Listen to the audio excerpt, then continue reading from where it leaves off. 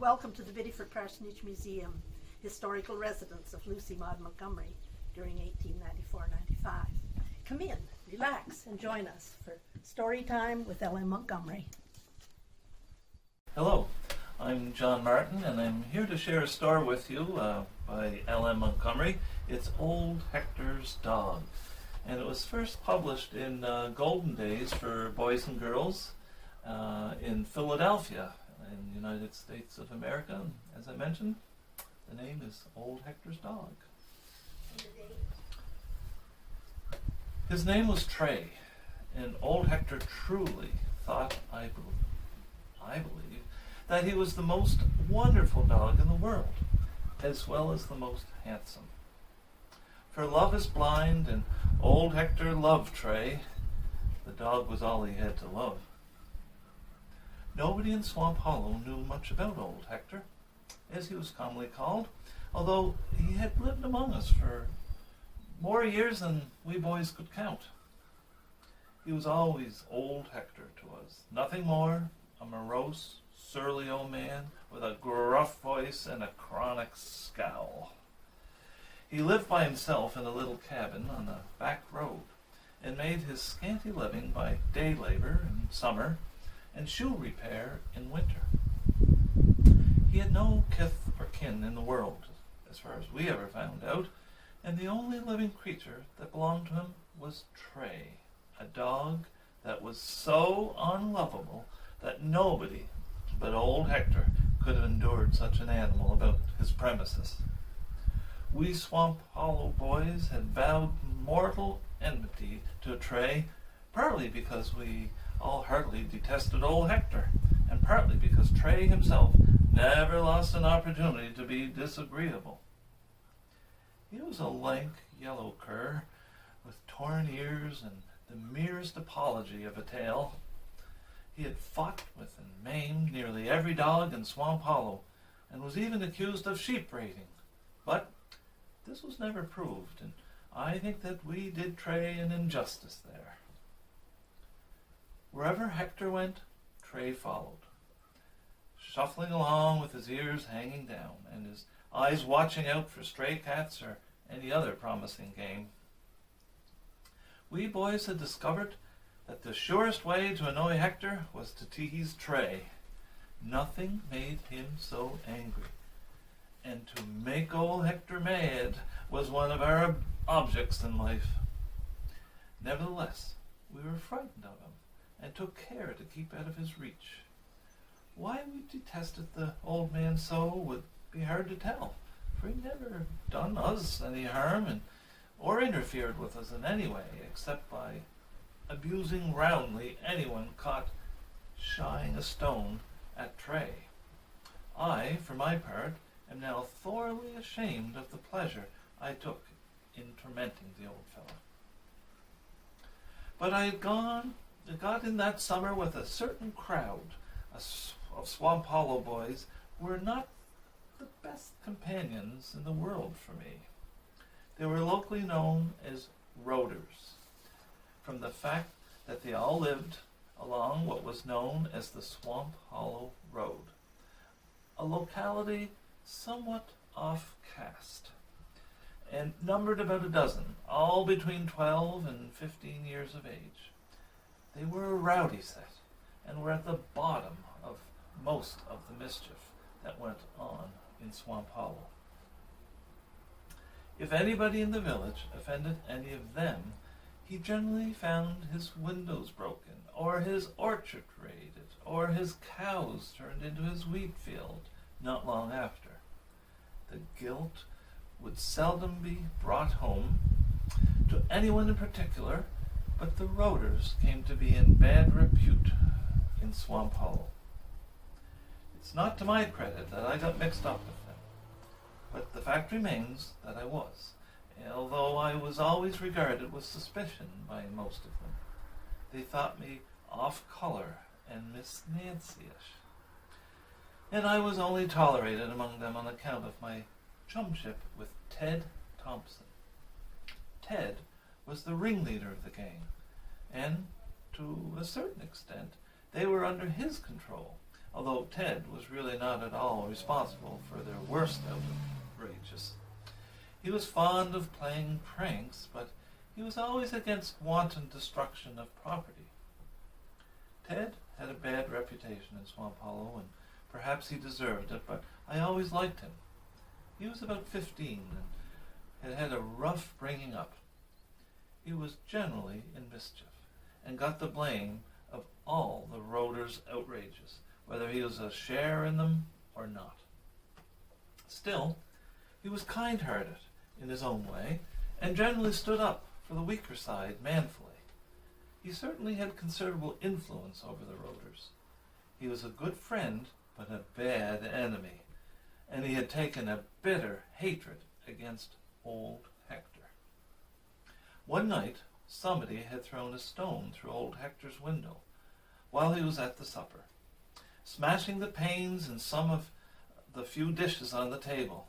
It probably was a Roader, but it certainly was not Ted. He denied it stoutly, and I never knew Ted Thompson, with all his faults, to tell a deliberate lie. But old Hector had seen him prowling around the road that evening at dusk, and fixed on him as the culprit. The next evening, several of us were hanging around the blacksmith's forge, Ted amongst the rest, when old Hector and Tray came along. I do not think the old man intended to stop, but Ted could not resist the temptation to shy a stone at Tray, who promptly yelped, and old Hector turned furiously on Ted.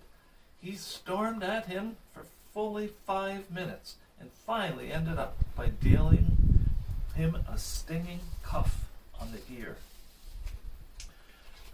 Ted attempted no reprisal at the time, for there were no Roaders handy to back him up, and he knew that public sympathy was against him. But he laid himself out for the remainder of the summer to make old Hector's life a burden to him. I am bound to say he succeeded. He was never at loss for some new or original device, but his main idea of revenge centered on Tray. He had made up his mind to get possession of Tray by fair means or foul, and though he refused to tell us what he would do with him, we all supposed that Tray's career would be abruptly closed. It was, however, no easy matter to ensnare Tray. He was never seen abroad without his master, for he seemed to be instinctively aware of his unpopularity, and no one, not even the most reckless Roader, dared venture within 20 yards of old Hector's dwelling in daylight. Tray was never seen outside after dark, and slept on a mat by the old man's bed. But Ted declared that he would get him if it took all summer. Some of the Roaders suggested putting poison around where Tray would find it, but Ted scorned this idea. It was sneaky, he said. Ted had his own code of honor, and such as it was, he lived up to it, although he did plenty of things I thought shady.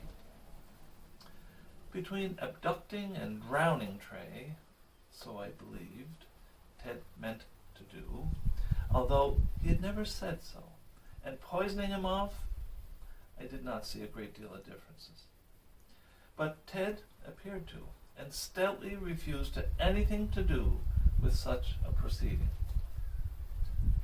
And don't any of you chaps try it on either, he warned the Roaders. This is my affair, and I've got the grudge to settle with old Hector, and I don't want any of the rest of you poking in and spoiling my fun. Do you hear that? The Roaders heard and governed themselves accordingly, while Ted bided his time with a patience worthy of better cause. One day, old Hector made a trip to town to buy some of his scanty supplies. For a wonder, he left Tray at house, owing, as we afterwards found, to the animals having a sore foot, locked up in his kitchen. Ted Thompson found this out in some way and had no idea of letting so good a chance slip. He hunted up a Roader or two who could keep a secret, and with their assistance got into old Hector's kitchen by the shed window, secured Tray with a rope and gunny bag, and lugged him off with them. I was not with them, so I knew nothing of the affair until old Hector came down to the forge that night to hunt for Tray. He had missed his pet whenever he got home, and was in great distress of mind. As usual, there was a crowd about the forge, and Ted Thompson, his black eyes shining with some secret delight, was sitting on the fence. Several roaders were hanging around to see the fun.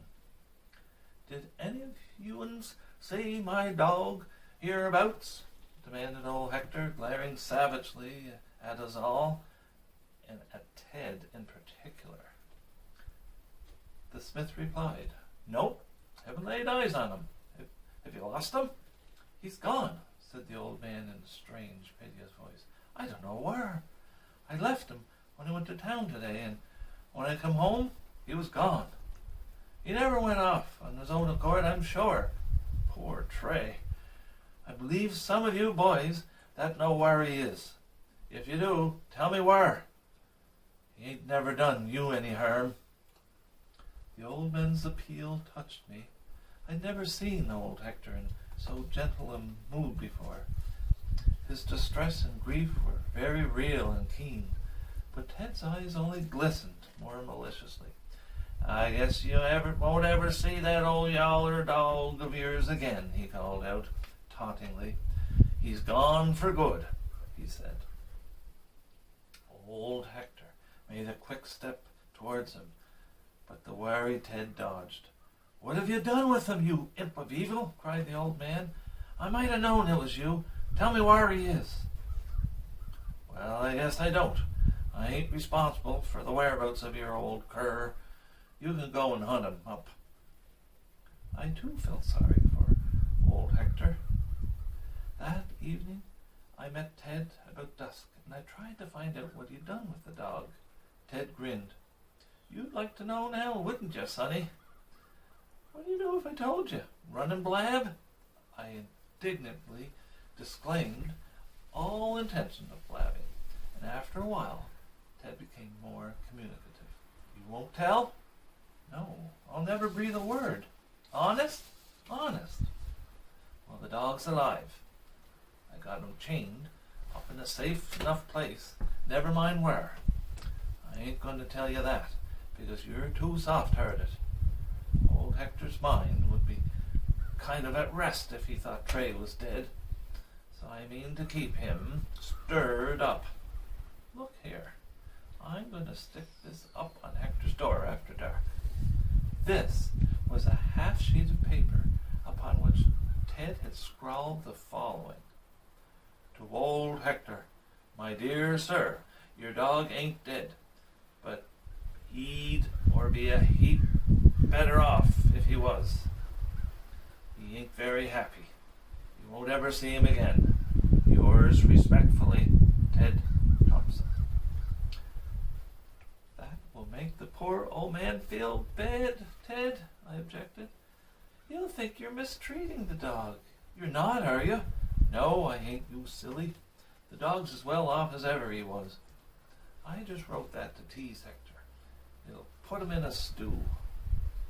"What are you going to do with Tray?" I asked, but Ted, not having found me as sympathetic as he expected, got on his dignity. He refused to say more, and we parted. For the next week, old Hector's state of mind ought to have satisfied the most inveterate seeker after revenge. He could do nothing but go mourning for his loss and seeking pitifully for some trace of Tray. Ted and the other roaders kept well off the way. I had not seen one of them since my last recorded interview with Ted. There came a change at the end of the week. As I was not one of the parties interested, I think I'd better give you the story in Ted's own words, as he told it to me when I went to see him. He was lying on the sofa, with his ankle bandaged up and another bandaged around his head, he said. "You see, Hal, it happened this way. last Monday night, after dark, I went up to take that wretched Tray something to eat. We had him chained up in that old barn of Maloney's back of the woods. Nobody ever goes near it because they say it's haunted. So it is, I guess, by us roaders. Well, we had Tray there, and I fed him well, anyhow. I'll bet he'd better meals and more of them than he'd ever had at home.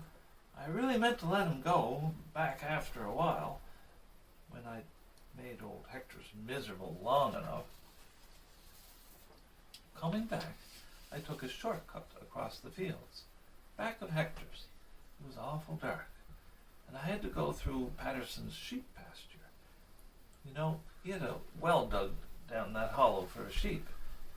It ain't a very deep one, but just the same, a fellow wouldn't jump down it for pure fun. It went dry this summer, and before he kept it covered up with boards. I'd clean forgotten about the well, and I was running full tilt across the hollow when kerplunk. I just felt myself pitching headlong, and when I came to my right senses, there he was, at the bottom of Patterson's well. It wasn't very deep, as I've said, and nothing in it but mud, so I wasn't killed, but my head and face were all cut, and my ankle felt dreadful. I didn't know what I had done to it, but I was afraid it was broken. The blood was running all over my face, and I thought I'd die there, all alone in the dark. I knew I couldn't get out, and I might yell all night, and nobody'd hear me. I tell you, Hal, I felt pretty bad, and upon my word, the thing that worried me most was that poor old Tray. I did wish I'd never touched him, I can tell you. It seemed an awful mean trick, all at once, especially when I remembered poor old Hector's trouble about him. I huddled up there, feeling as if I was going to die right off. I shouted as long and loud as I could, now and then. Nobody came, of course. I think I was there about an hour. I couldn't move because my ankle hurt so, and oh, how my head did ache. All at once, just as another spell of shouting, a light flashed overhead, and next minute I saw, who do you suppose? Why, old Hector, peering down at the top with a lantern close to his face. I was glad to see anyone, but you'd better believe I thought my chances for getting out of the well weren't very much better than before, and small blame to him if they hadn't been. "Who's down there?" he asked. I hollered back that it was Ted Thompson, that I'd tumbled down and broke my ankle. I honestly expected to see him march off, then and there, but the old fellow said, "You poor boy, how am I to get you up out of that? Can you hold on till I run down home and get a ladder? I'll be quick as I can." I said I could, and off he went. In no time, he was back with a ladder. He poked it down just as careful, and down he came too. "Poor little chap," he said, and he picked me up as if I'd been a baby. You know how strong he is, Hal? And so carefully and tenderly. He hardly hurt me a bit, and somehow or other he climbed up with me, and we got out. Then he carried me all the way down to his cabin and laid me on his bed. He was just awful good to me, Hal.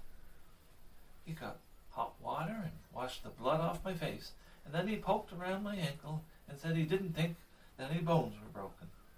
And he bound it up, and, you know, when I'd flinch, there'd actually be tears in his eyes. He couldn't have fixed me up better or petted me more if I'd been Tray himself. I didn't dare to mention Tray at first. You bet I felt small. Here had been plaguing the life out of poor old Hector for months, and breaking his heart by stealing his dog. And this was how he was paying me back. I just felt mean. There was no use in talking. I'd never have believed old Hector could be so kind. He wasn't a single bit cross or gruff. He did everything he could to make me easy. Then he said, "Now, I'm going to run down and let your father know where you are and how you're fixed. How'd you come to fall in Patterson's Well anyhow?" I just made up my mind to take a clean breast of it there and then. I said I'd been up to Mahoney's bird to feed Trey. Old Hector gave a big jump. "Is Trey alive? Is he? Is he?" "You bet he is," I said, "and likely to live. I've looked after him well, and I've doctored his food, too. I'd never have taken him if I'd known. I'm awful sorry, but he's all right. Please do forgive me." Just fancy, Hal, if any of the Roaders had heard me asking old Hector's pardon. Do you know, the tears actually ran down his face. Poor old Trey, safe, safe, was all he could say at first. He was just overcome with joy, and he didn't say a cross word to me. He went down to her place, and Dad came after me with a cart and got me home somehow. I gave Hector the key of Trey's padlock, and he shuffled off to Maloney's barn to get him. I'd have given a pile to see the meeting. Anyhow, he's got Trey again. Do you know, the old fellow has been down every day to see how I'm getting on, and he's not a bad sort at all. I'm ashamed of my cutting up, and I'm going to reform, as sure as you're alive. Don't blab all this to the Roaders, though, Hal. Ted kept his word. Indeed, he really became quite intimate with old Hector, and frequently accompanied him on his fishing and gaming expeditions. The rest of the Roaders also, although they always remained shy of their ancient enemy, were influenced by Ted to such a degree that they gave up molesting old Hector. Hector himself, perhaps through his liking of Ted, grew much more sociable, and we've found that under his gruff exterior was a hidden, warm, kindly heart. He never had much use for any Roader except Ted, but the more respectable of the Swamp Hollow boys, he became quite friendly. Ted gradually weaned himself away from his old associates, and eventually became such a peaceable, well-behaved boy that people forgot he'd ever been a Roader at all. As for Trey, I regret to say that his disposition remained the same. He was snappish and unamiable till the end. But as that was his constitutional misfortune, we overlooked it and refrained from molesting him. When he died of old age, Hector mourned him sincerely, and he and Ted buried him under the old willow in Hector's yard. And as a proof of the changes time can bring, when he died of old age, Hector mourned him sincerely, and he and Ted buried him under the old willow in Hector's yard. And as a proof of the changes time can bring, a number of us Swamp Hollow boys went to the funeral. So that's Old Hector's Dog, first published in the Golden Days, for Golden Days on June 4th, 1898.